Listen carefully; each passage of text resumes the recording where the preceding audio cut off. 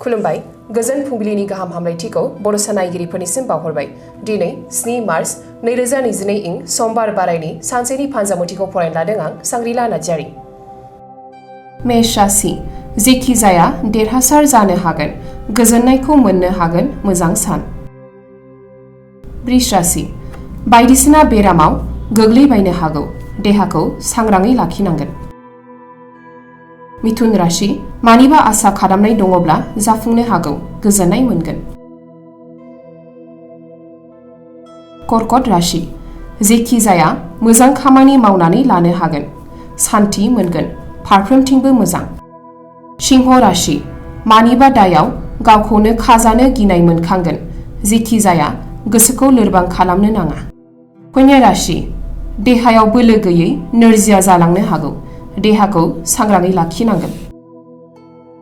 तुला राशि फालांगिरिनि थाखाय गाहाम सान, जेखि मावा मुलाम्फा मोननो हागोन।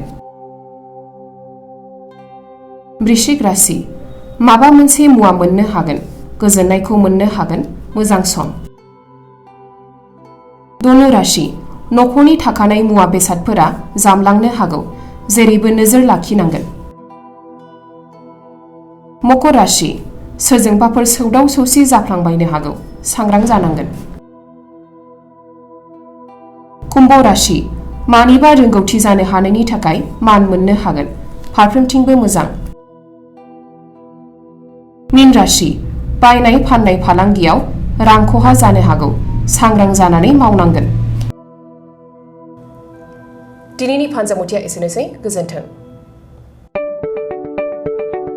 2022-2023 सोलोंथाइ बोसोरनि थाखाय चिरां जिल्लानि बेंटलाव थानाय मोनसिम सिब्राय इंलिश स्कुलाव नार्सारिनिफ्राय थाखो 8 सिम फरायसाफोरनि मुं थिसननाया सोलिगासिनो। बे फरायसालियाव हौवासा आरो हिन्जावसाफोरनि आलादायै थानायनि राहानि थाखाय हस्टेलनि खाबु दङ। गोजौ सोलोंथाइ लानाय रोंगौथि गोनां आरो मोजां फोरोंथाइ मोननाय फोरोंगिरिफोरनि गेजेरजों बे स्कुलाव फरायसाफोरनो सोलोंथाइ होनाय जायो। Computer and Science Laboratory, Games and Sports, Physical Education, Smart Class, Art and Music Class, Coaching आरो टिउसननि खाबुखौ बे स्कुलाव मोननो हागोन। गोग्गो आरो गुन गोनां सोलोंथाइ मोनहोनायनि थाखाय मोनसिम सिब्राय इंलिश स्कुलाव मुं थिसननायनि खाबुखौ लादो।